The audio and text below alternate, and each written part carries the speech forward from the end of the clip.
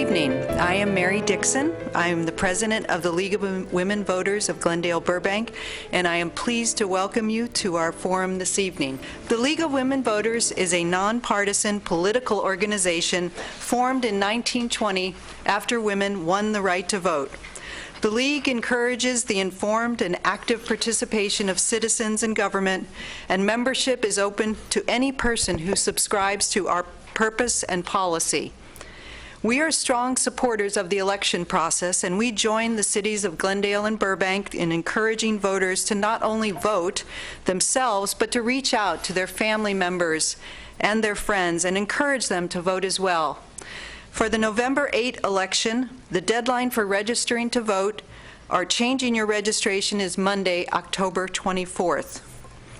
Tonight's candidate forum rules call for adherence to the terms of civil discourse by both candidates and the public. The hallmark of democracy is the willingness of all members of our community to treat each other with courtesy and respect, not just the people that we agree with. It is in that spirit that we are here this evening to engage in a vital part of our democratic process, a civilized discussion of the important issues that confront our communities. So I want to thank both candidates and the audience for being here tonight and for their willingness to elevate the discussion to enhance understanding rather than to obfuscate or denigrate their opponent. The questions you will be hearing tonight are questions that we have received from the public. We hope the candidates will find these questions to be challenging, enabling you, the voters, to learn about the candidates and to make an informed decision in the election. Finally, we want to thank those who have made this forum possible. First, we thank the City of Burbank for providing the facilities for these forums. We are particularly grateful for the assistance of Drew Sugars, the Public Information Officer, and his staff. We also have many of our League members here tonight working to make this forum happen. Included are our audience greeters, Elaine Wilkerson and Wendy Kazanjian, question sorters, Renee Lesk and Joan Hardy, and our timekeepers are Bill Carson and Elise Collins.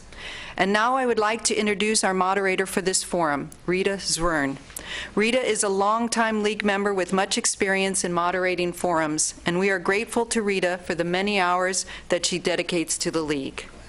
We will now question the candidates for the Los Angeles County Board of Supervisors, 5th District. The audience here tonight is invited to submit written questions for the candidates. Please raise your hand if you'd like to ask a question, and one of the monitors will provide you with a card and pencil. Questions will be collected only during the opening statements and the first question. We would like to request that the audience turn off all cell phones and pagers, and that they refrain from applauding or otherwise disrupting the forum. If a candidate's supporters are disruptive during another candidate's remarks, the other candidate will be given additional time to compensate for the interruption. Attacks of a personal nature, including private matters having no bearing on the candidate's public persona or ability to perform the duties of the office in a competent, ethical manner, will not be tolerated.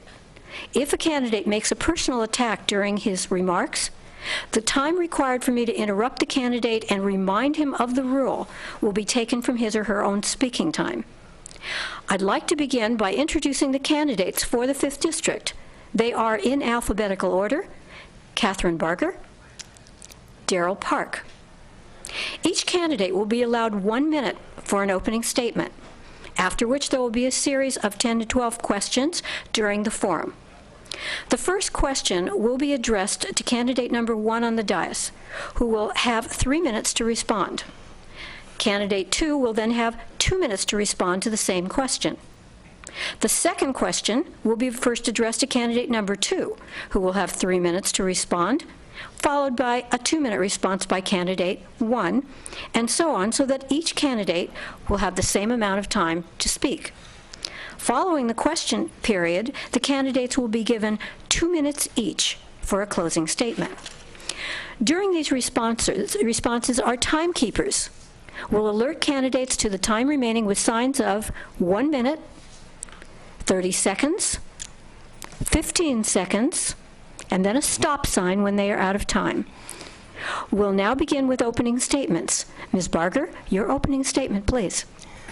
Well, I'd like to thank you for hosting this. I'm born and raised in the 5th District. I started with the county as an intern. So I really tell people I started at the bottom and worked my way up. I've been honored to work for the county for 28 years, primarily for 13 years handling health and mental health. And for the last 15 years, I've been Chief Deputy Supervisor to Mike Antonovich. I don't need any on-the-job training. I can hit the ground running. It's why I've received bipartisan support, not only from the entire Board of Supervisors, but also from people within the city located in the 5th District. It would be my honor to be the 5th District Supervisor for the County of Los Angeles. So with that, I'm ready to take your questions. Thank you. Thank you. Mr. Park, your opening statement, please. My name is Darrell Park. I'm the Democratic candidate for the 5th District Supervisor seat. I'm running to raise the quality of life of every single person in LA County. We have a $30 billion budget. I spent 10 years in the Office of Management and Budget in the White House complex. We balanced the budget 4 times. We didn't do that by cutting. We did that by solving problems. We will do the same thing in LA County. I've been a green energy entrepreneur for the last 11 years. We are ripe for a green energy boom, and we're going to make that fully possible and fully happening here in LA County. We know it's going to happen. Let's let it happen here rather than paying other places in the world to make it happen. Let's have them pay us. Let's export our know-how and our technology, our hardware, our software. Let's be the center of green energy innovation. Thank you. Thank you. We'll now begin the question period. The first question is directed to Ms. Barger. What do you see as the most urgent needs of the 5th Supervisorial District, and how do you believe they should be addressed? Please explain. Your 3-minute response, please. To limit it to one, I would put at the top priority creating jobs. The 5th District is the largest of all 5 districts. It encompasses about 2,600 square miles. All 5 have the same number of constituents, but the 5th District is the largest. We have opportunities within the 5th District. Up in the Antelope Valley, I'm proud that I was part of bringing 2 major companies up there that have created jobs. We can do more.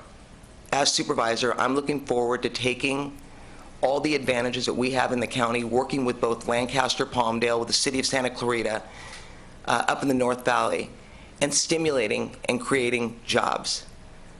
The reason why I say it's twofold is because when we talk about the homeless, one of the issues is getting people out of poverty.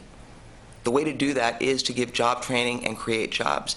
And so I believe that is not only an opportunity, but a challenge. And as county supervisor, that is something that I'm putting at the top of my priority list. Thank you. Mr. Park, your 2-minute response, please. We're going to create, thanks to this nuclear reactor in space called the sun, we're going to create 100,000 new jobs, high-paying jobs in this district. The average 18 to 34-year-old is not living in their own place. They're living with their parents. We have the opportunity to change that. But my most important focus is our budget. We have a $30 billion budget, every line of which has inefficiencies and ineffective spending. People say there's not enough money. $30 billion is enough money to solve all of our problems. We know because these problems have been solved in other places. We have an opportunity to improve the way we do things on every single line of that budget. Currently, you're paying $40,000 per homeless person, and you can't point to anything that you've paid for them that helps them out. Not a tent, not a pair of shoes, not a meal. For less than $20,000, Ottawa, Canada, the state of Utah have gotten folks into housing. You're paying $234,000 per kid in the juvenile justice system. We're not getting the outcomes we need. We have an amazing opportunity to follow the lead of places like Scandinavia that have great outcomes. Their kids have been through the same things that our kids have been through, but they can turn theirs into responsible adults. We have the ability to do the same thing following their model. We don't have to have the wasted money that we're seeing now. We have the opportunity to be the best run county in the country. We have to more effectively manage our budget. Thank you. Thank you. The next question will be directed first to Mr. Park. The state and many counties and cities are addressing the issue of homelessness. How do you assess what has been done so far by the county in combination with efforts at the state level? Your 3-minute response, please. I would address both the state and the county efforts as well-intended. They should have been started a long, long time ago. These models in other places have been working very effectively for quite some time. If a place like Utah can figure it out and provide us the answer, we're obligated to take their best efforts and apply them here.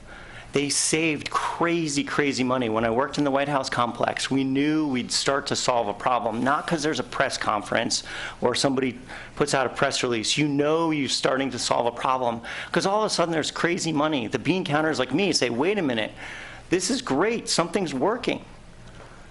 If you're spending right now $900 million and you're just chasing people around and they're not getting the support and the services they need, and for half that, you can get them into housing.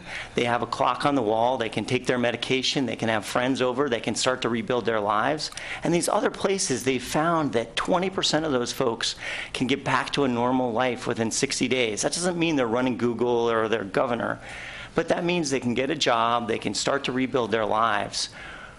We haven't been focused on the right things. The solutions are out there. They're not right now in LA County. They're in other places like the state of Utah, like Ottawa, Canada.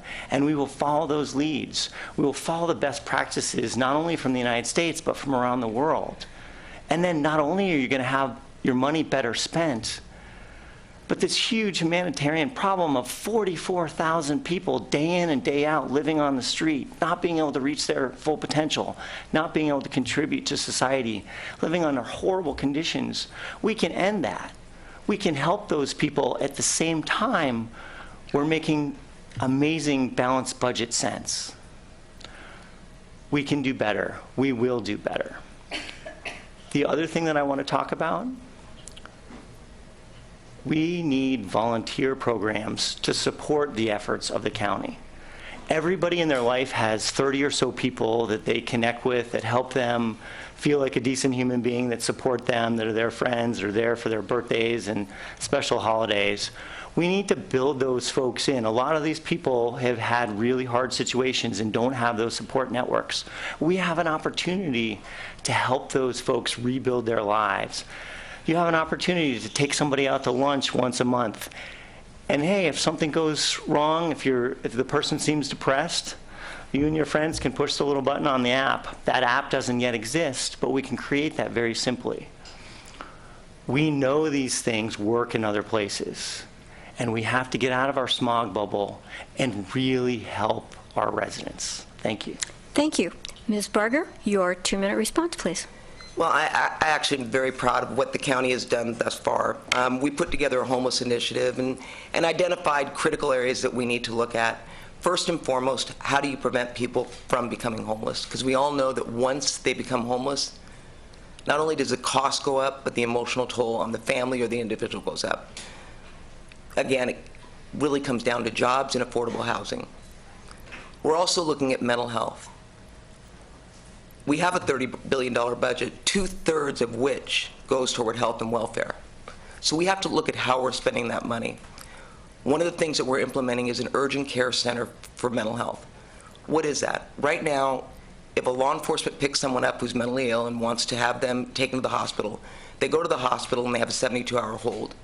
We are now putting in place something where it's dedicated to those that can be brought there, triaged, and if need, be hospitalized, but if not,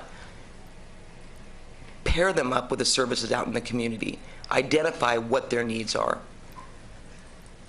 We invested over $100 million of redevelopment dollars when the state did the dissolution of redevelopment. The one population whose numbers have gone down on the streets are veterans. That's because we invested in faith-based and nonprofits to build homes to house our veterans. So we know it can be done. It's about reprioritizing and pairing with the 88 cities in the county, because this is not located anymore on just Skid Row. This is a county-wide affecting all 88 cities.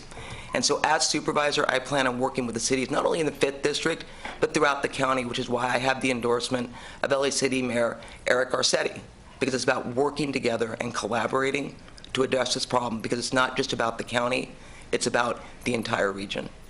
Thank you. The next question will be first directed to Ms. Barger. The Board of Supervisors recently approved the first ever Chief Sustainability Officer position for Los Angeles County. What areas would you prioritize for the work of this office? Your 3-minute response, please.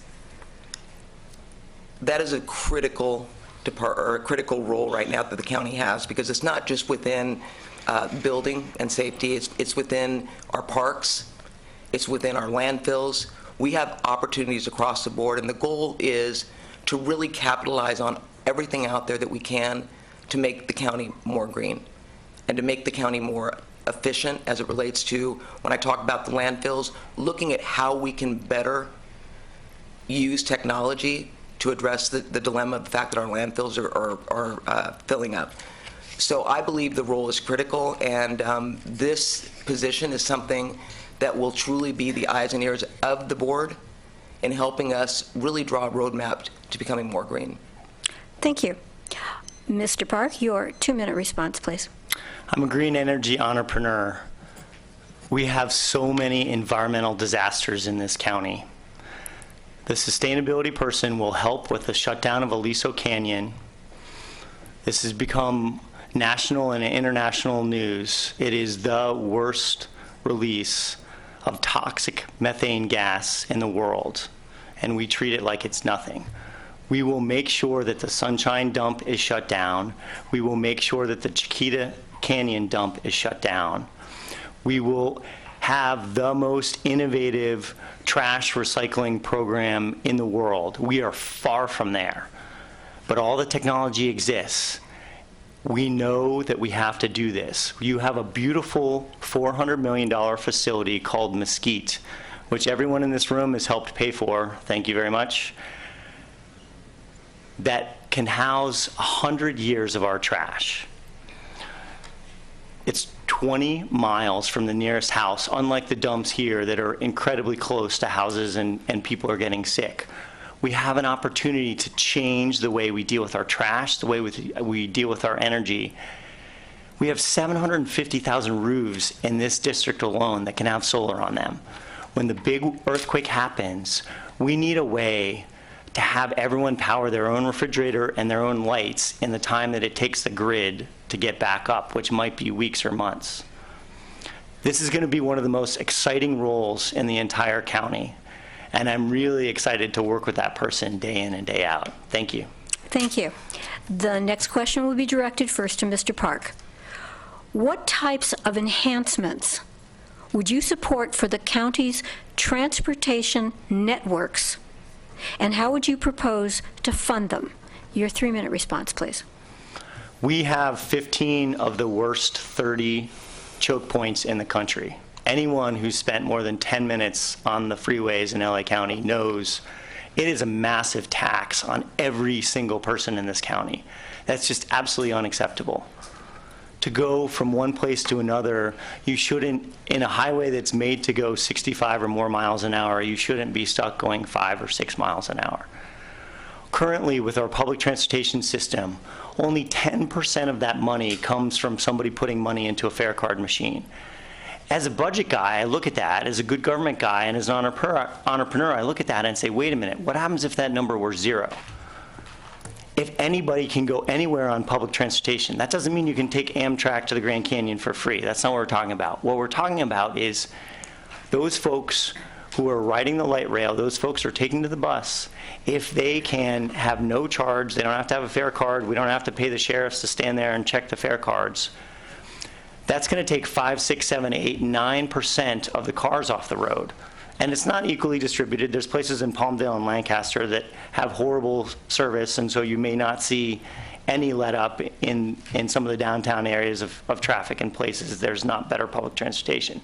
But we have an amazing opportunity to change so those 15 choke points become 6, and then 5, and then 4, and then 3, and then we'll have a big party when we get the last one gone. We have an opportunity, without filling a single pothole or changing a single off-ramp, to enhance the way we deal with our traffic. Everybody knows we need to do this. Why not do this? Do it for a year, see what happens. There's many of my friends in the White House complex who would die to have this data of a city as big as, or a county as big as LA, having data on where everybody goes and what everybody does. This is a tremendous opportunity. We also need to be the leaders in the other modes of transportation, including self-driving cars, including a Hyperloop, including high-speed rail. And I'm not talking medium-speed rail through horrible routes like they're doing now. I'm talking true high-speed rail, 317 miles an hour, through environmentally sensitive routes, where that train starts and that train does not stop until it gets to its destination. And just like they're talking about in China, the last car drops off, another car gets added onto the train as it's moving, and you have transportation that works not just for people, but to move the goods that we have around the country and around the world. We have a really effective chance right now to create the most modern transportation system in the world, to literally leapfrog 50 years from where we are now. Thank you. Thank you. Ms. Barger, your 2-minute response, please. We have an incredible opportunity in November with Measure M to address the whole focus on transportation and the network throughout the county. I opposed Measure R on the last ballot because, in fact, it was from the top to the bottom, the bureaucracy telling the cities what they needed. Measure M is looking at what the cities regionally need and looking at a regional transportation system that will definitely benefit generations to come. But we can do things immediately. You look at the Gold Line and you look at the Exposition Line and the ridership, once it opened going from Azusa, and once the Exposition Line opened all the way down to Santa Monica, you have people riding it and using it. That tells us it can and does work. Are we going to get people out of their cars immediately? Probably not. But I will guarantee you that if we continue to expand on our existing transportation system, we will be able to accomplish that. As it relates to the county, and as county supervisor, we're allocated funding, and one of the things that I will continue to do is we do a beach bus every summer so that we give access in the communities for a low price for them to go from their community down to the beach cities. That alleviates traffic, because we all know that during the summer people head for the beach. We work together collaboratively with the city of Santa Clarita, with the city of Pasadena, with the city of Glendora, in working toward providing buses when needed in their communities. And these are things that are opportunities, and with Measure M, I believe we have many opportunities to build upon a great infrastructure, especially getting trains to the airport. Thank you. The next question is directed first to Ms. Barger. How do you assess the county's protection of vulnerable children in recent years? Please explain your answer and what alternative solutions you might recommend. Your 3-minute response, please. We have to do a better job. And as someone who has been endorsed by the social workers, and I've talked to them, social workers should be allowed to do their job. Right now, they spend too much time on paperwork that is redundant, and paperwork that really is not necessary. So there's no question that we've got a lot of work to do. We also have to recruit. We have a terrible shortage of foster parents, in part, not only because of the bureaucracy, but because of all the issues that come with becoming a foster parent, such as visitation. So we're collaborating with nonprofits and faith-based to help us with the issue of working toward these visitation issues where a foster parent doesn't have the time to take off work to make sure that their child can go and visit their parent that's supervised. So we need to coordinate across the board to be more supportive and more sensitive, not only to the needs of the social workers, but also the foster parents, because in the end, these children are the responsibility of the county. And as our responsibility, we need to ensure that we only do one placement. Right now, there are kids that are in multiple placements, which is a disservice to them. The stability is gone. So we're working toward that end right now and monitoring it very, very closely, because the goal is to either get them into a relative caregiver or into the first placement, which means that you triage and make sure that the family that's taking that child understands the complexities, but also has the support to make that placement work. And so I'm excited on this issue. I handled it for 13 years and understand the needs, challenges, and the fact that these kids are our future, and we owe it to them. It's no fault of theirs that they're in our system, but we have a responsibility to provide them with a nurturing environment, which includes medical, which includes education, because when they're in placement after placement, their education suffers. So I see challenges, but I also see opportunities moving forward, especially working with organizations like All Saints, who always is at the forefront in Pasadena of putting together programs to benefit the foster youth, and as well as others. So I'm looking forward and looking forward to working toward those programs. Thank you. Mr. Park, your 2-minute response, please. I was raised by two of the most loving hippie parents, complete with a VW bus and homemade bread and homemade yogurt. One of the things that parents of that era did, if you had an extra bedroom, you took in foster kids. My parents took in 19 foster kids from the time I was born to the time I went away to college. That wasn't some Mother Teresa thing. That was just what people did. If you didn't have an extra bedroom, you volunteered, you helped do laundry, you helped take the kids to soccer practice. That system had less money and the same kinds of kids that our system has. That system didn't kill kids. That system was an incredibly supportive system. We have an opportunity to create a much better system here. We have an opportunity to create the kind of system that I not only saw, but I lived. Watch these kids come back as older adults and say, hey, I know it was only a few months, but you guys really helped me out. I very much appreciate it. Our system is not working. We are spending so much money and we're not getting the results. We're not getting the support. We're not getting the care for the kids. We need to make sure that every single kid in the system is treated as our most important resource, because they are. The system that I saw as a kid treated every kid as the most important resource. We're going to give any kid that's in the system for more than 18 months, they automatically get free community college. Doesn't matter if they're in there as a kid, they get community college. They get after-school activities no matter where they are. They get to have those. And if they move to a different house, we will pay for those activities to effectively follow them. Our jail system costs $75,000 a year with a 73% recidivism rate. 50% of the folks in our jail system self-survey as having been in the foster care system. There's no way we can consider this a success. Thank you. Thank you.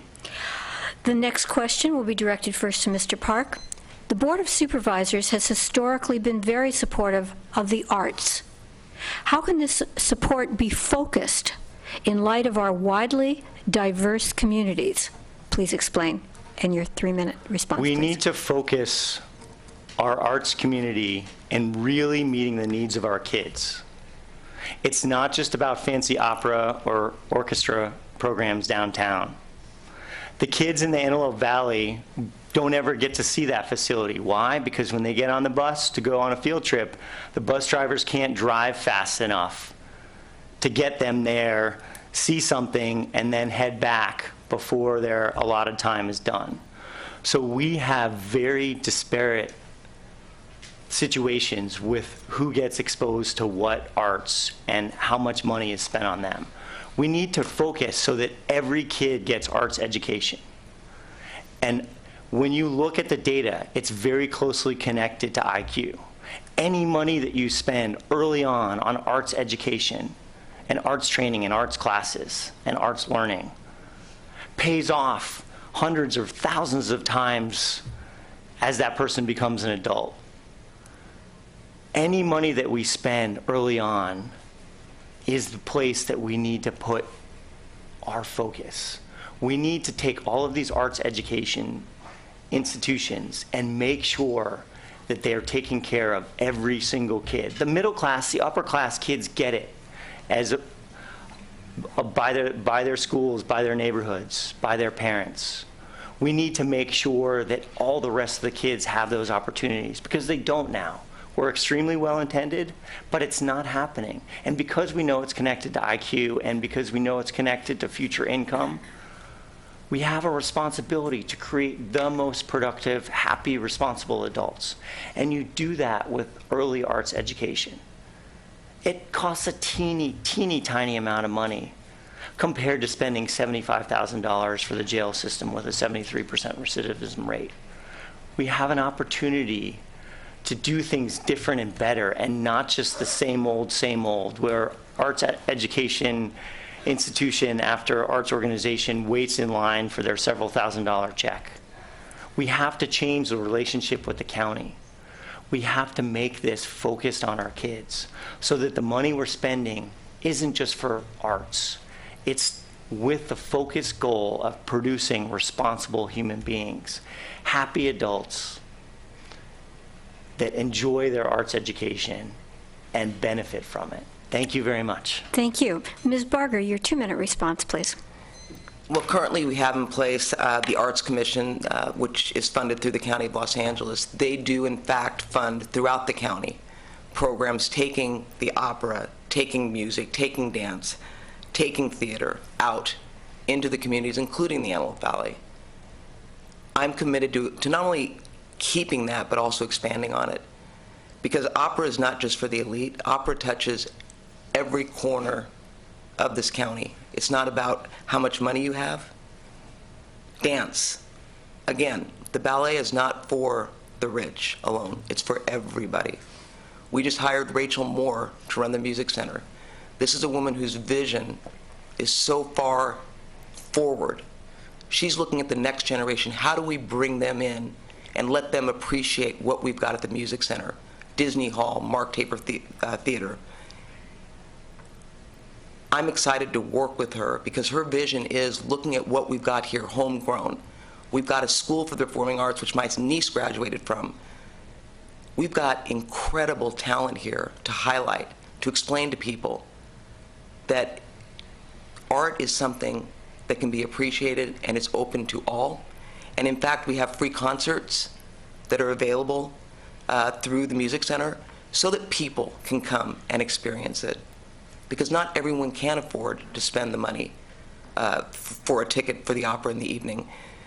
So it is being done. Can we do more? Absolutely. Are we? Every day we look at opportunities throughout the county to bring it out into the community. Thank you. The next question will be directed first to Ms. Barger. What specific steps do you believe that the county should take utilizing modern web development tools to accelerate and enhance its ability to deliver improved public services over the internet? Your 3-minute response, please. This has probably been the most frustrating issue for me because in a county this large, we should be so much further along than we are. For example, we are getting ready to roll out with Public Works and Regional Planning the ability for people not to have to come in and pay their fees or review their plans. You'll be able to do it online. You'll be able to pay for it online. You'll be able to track where it is within the bureaucracy online. Your property tax. We have that so that you don't have to come in and pay your property tax or send a check in. You can go online if you have your parcel number. We need to expand that out countywide. When I look at the social workers and we talk about what we need to do better, automation would benefit social workers tremendously, in part because they would be able to talk within all the departments, health, mental health, parks, communication. So we are looking at that. The unfortunate thing is because the county is fiscally responsible, in times of economic downturn, these are the type of things that are put on hold. But I believe that they need to be a priority because I think that streamlining and bringing LA County into automation is a necessity and actually is good government. So it's something that I'm working with our Chief Information Officer. We're looking at other opportunities beyond just regional planning and public works. We're looking at opportunities for you to go online to find out the status of your health appointment, and which is slowly being rolled out. But there are opportunities moving forward. Thank you. Mr. Park, your 2-minute response, please. If anybody's looking for evidence that our county is not functioning properly, you just have to look at the lack of IT for the basic functions that even a small town in the Midwest absolutely takes for granted. One of the first things that we want to do is air monitoring. You can go on a website and find out where all the sex offenders live anywhere close to you. There's little red dots everywhere. There's leaky wells so many places in the 5th District. You need to know where they are. You need to know what's in them. You need to know what's coming out of them. You need to know when the last time it was inspected. And you need to have that on your phone connected to GPS so you know. Right now, people are in a situation where they cannot get the information they need, and it's a health and safety issue. People deserve to have that information, and the fact that they don't says something about our county that we really need to fix. We have to make a change. We cannot have the same old, same old. In Hawaii, they have an amazing system of tsunami warning outposts. There's no way the state of Hawaii or the local governments could keep track of those.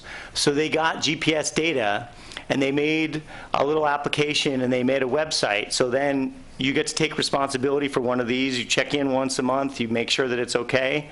They took that same code in New York City. An intern built a thing that all the fire hydrants they have GPS data for that, and they are able to, when there's a snow, you say, okay, great, we can unbury these fire hydrants because Daryl owns this one and Catherine owns this one. We have an opportunity to change our IT system. We're going to have a massive earthquake, We need to be prepared, and we need to have an IT system that works. Thank you. Thank you. The next question is directed first to Mr. Park. The LA County Department of Parks and Recreation has completed a needs assessment for recreation facilities and parks throughout all of Los Angeles County. Would you support a ballot measure to raise funds for the implementation of the recommendations in the assessment report? Please explain. Your 3-minute response, please. Parks are one of our most important features.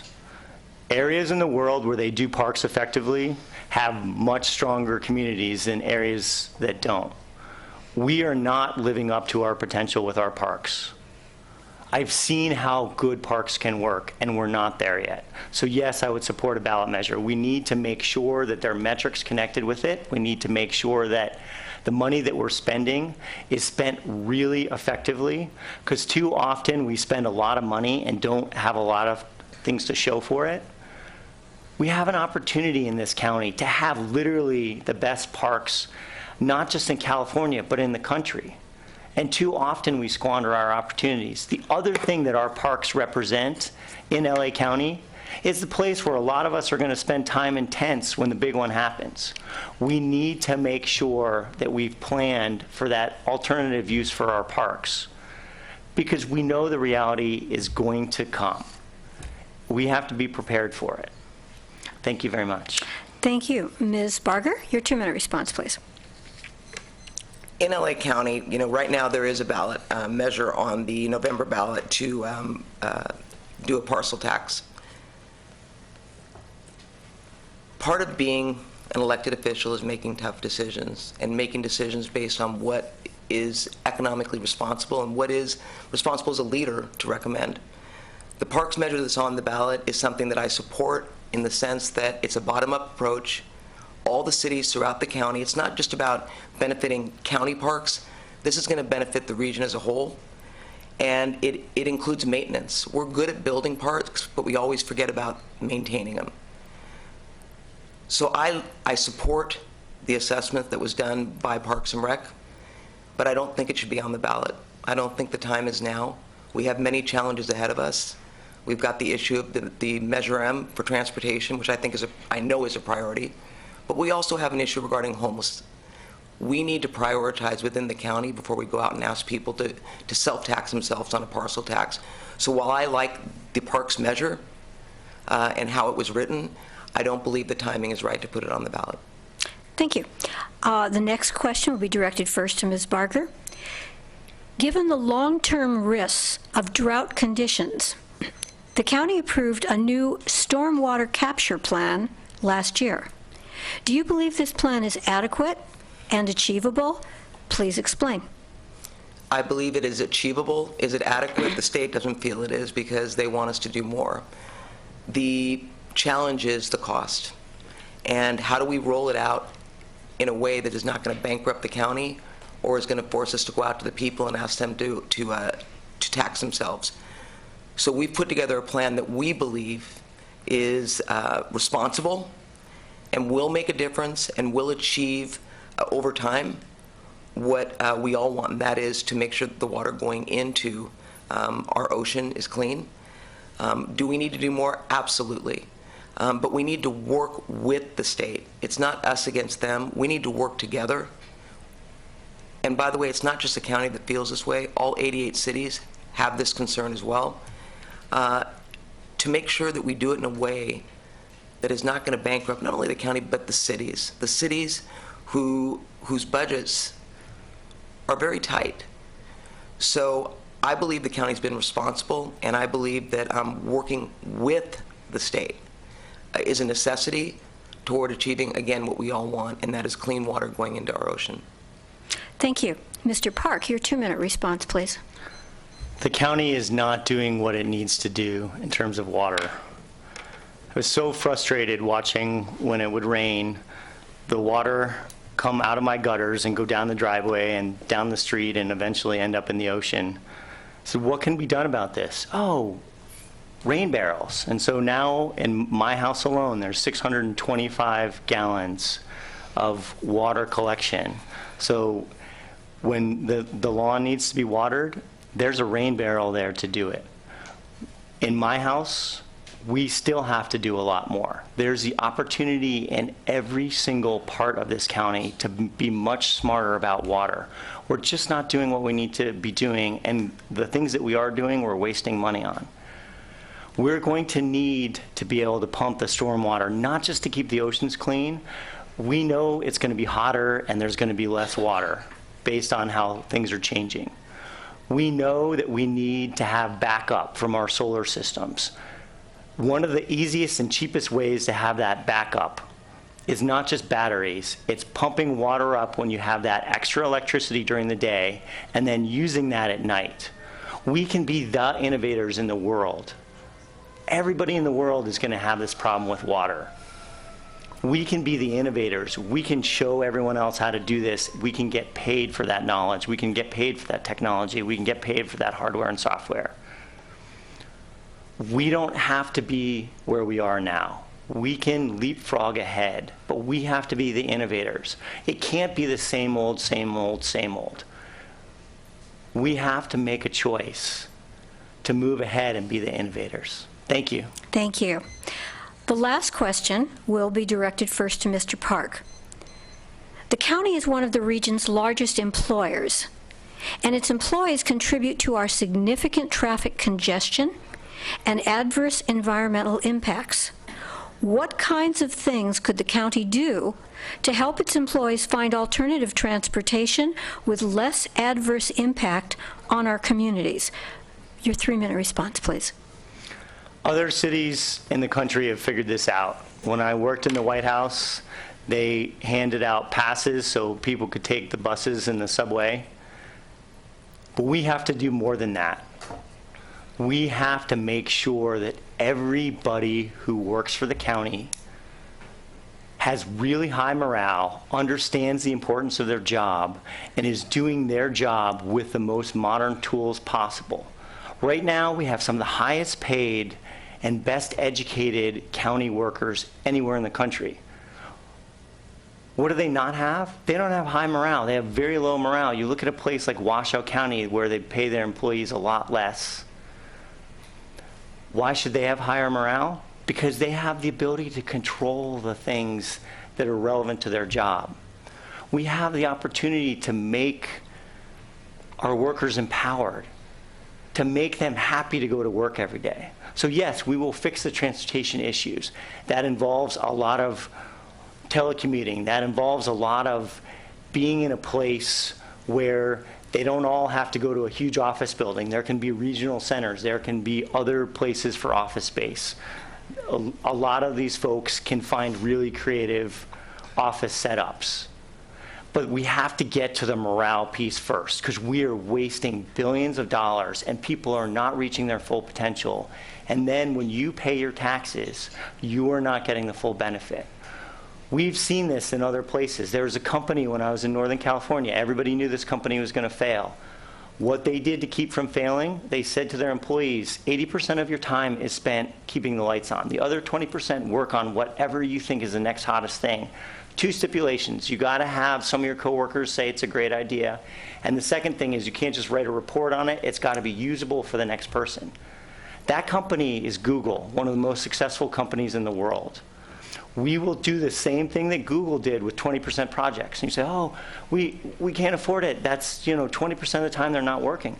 No, the things they figure out about our jail systems, our foster care systems, the things they figure out about our mental health system and our service delivery, those things are going to save us so much money. Why? Because they've already been figured out other places in the world. We have some of the best minds here, but we're not utilizing them. And accordingly, their quality of life is low and their morale is low, and therefore you're not getting the benefit of your taxes. We have an opportunity to change the way we look at this. You could spend 1,000 years with 1,000 consulting firms and not make the changes we can make when we actually empower the folks that currently work for the county. Thank you very much. Thank you. Ms. Barger, your 2-minute response, please. The county does work with the employees to try to encourage carpooling. Every year we put together a survey and allow people to put down where they live and the times that they work. And we pair up individuals to see if there's opportunities to carpool. In addition, we do subsidize for those that are taking train, subway, bus, in an attempt to incentivize. And the reason why we do that is because, in fact, we charge a fee for every employee that's parking within our building. And that is done because of the AQMD requirement to bring down the number of vehicles coming into downtown. When we did that, we decided that we needed to give an incentive or at least make it a level playing field for those that want to take transportation in. So we're currently doing that. The struggle is that I think we've got a society that's dependent upon cars. And we need to let people know that we will work with them, have staggered work hours, which the county does, telecommute, which the county does. As my opponent said, put regional offices in, which the county does. So we are making every attempt, and as I think we build out the transportation system, there's no doubt in my mind that people will leave their cars at home and choose to take public transportation. Thank you. The candidates will now have 2 minutes each for their closing statements. Ms. Barger, your closing statement, please. Well, again, I want to thank you for having us here today. This is an important seat within the County of Los Angeles. It's something that, for me, it is a passion and a love. When I decided to run because I truly understand the county, but I also want to make a difference. Everywhere I've gone, I've been talking to people who understand that the county impacts every aspect of everybody's life. 1 in every 35 people in the United States live in LA County. That is an incredible statistic. I'm proud to have the endorsement of the LA Times, the Daily News, Pasadena Star News, the sheriffs and the fire, public safety, 3 former district attorneys, as well as all 5 county supervisors. The reason why they're endorsing me is because they know that I attack problems, not people. I have a vision. I understand what it takes. I'm committed. And it would be an honor to be elected county supervisor on November 8th. So I really would appreciate you all voting for Catherine Barger. Thank you. Thank you. Mr. Park, your closing statement, please. Thank you very much for everyone spending your time with us tonight. This is one of the most important races on the ballot. We cannot go on the way we've been going on, wasting your money. There's not anyone that can tell me with any amount of honesty that your money is being well spent. We have the opportunity to not just improve the way your money is being spent, but make LA County the innovation center for green energy, for transportation, for small and creative housing. We have the opportunity to become the tech center in the world, where the most innovative things happen in computing and computer storage and energy storage. We can't go on the way we've been going on.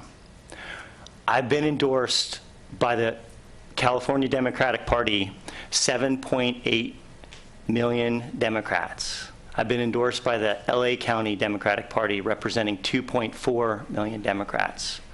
They know, as do the bold progressives and other organizations, that we can't do the same thing we've been doing. We've had the same person in the same seat for 36 years. We have the potential for a change to make this place the best county in the country. We can't go on the way we've been going on. It's too important. People are working too hard and spending money paying their taxes and not seeing value for it. We can change. Thank you. Thank you. That concludes our candidate forum. Our thanks to the candidates and volunteers for your participation in this evening's forum. We're also grateful to Drew Sugars, the Burbank Public Information Officer, and the staff of the Burbank Channel for their valuable support in making this event possible. Finally, the League of Women Voters of Glendale Burbank would like to thank both our audience in attendance and those of you at home.